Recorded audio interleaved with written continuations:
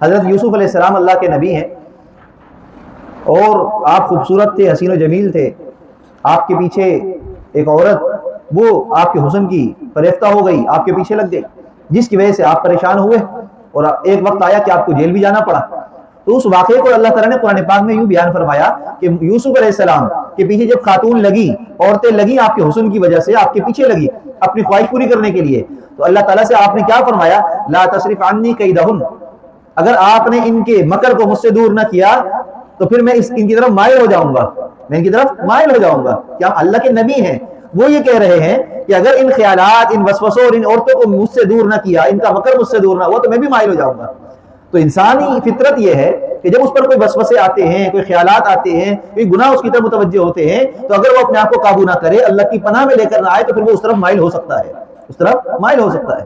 لہذا اپنے آپ کو اللہ کی پناہ میں لے کر آنا چاہیے. اپنے وسوسے 3 قسم کے ہیں.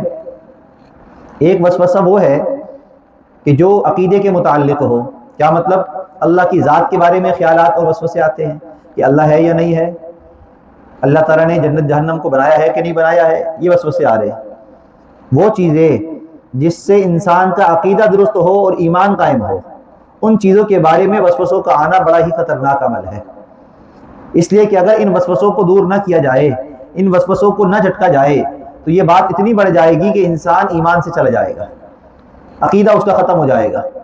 کیونکہ اللہ کی ذات کے بارے میں، اللہ کے رسولوں کے بارے میں، کتابوں کے بارے میں، انبیاء کے بارے میں، جنت جہنم اور قیامت کے دن کے قائم ہونے کے بارے میں عقیدہ رکھنا یہ ایمان کے لیے انتہائی ضروری ہے.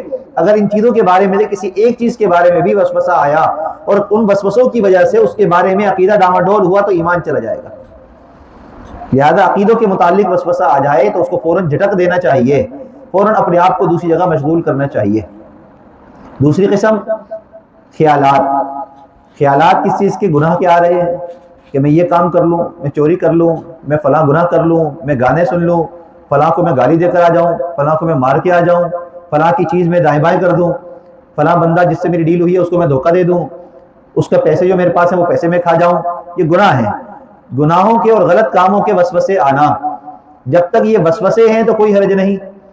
ہاں اگر ان وسوسوں کے اوپر جم گیا اور وسوسوں پر ہی رہا تو پھر یہ وسوسے وہ گناہ کا ارتکاب کروا لیں گے، وہ گناہ کا کام کروا لیں گے، جس کی وجہ سے نقصان یہ ہوگا کہ پھر ایمان کو خطرہ ہوگا اور گناہ اس کے نام اعمال میں لکھ دیا جائے گا.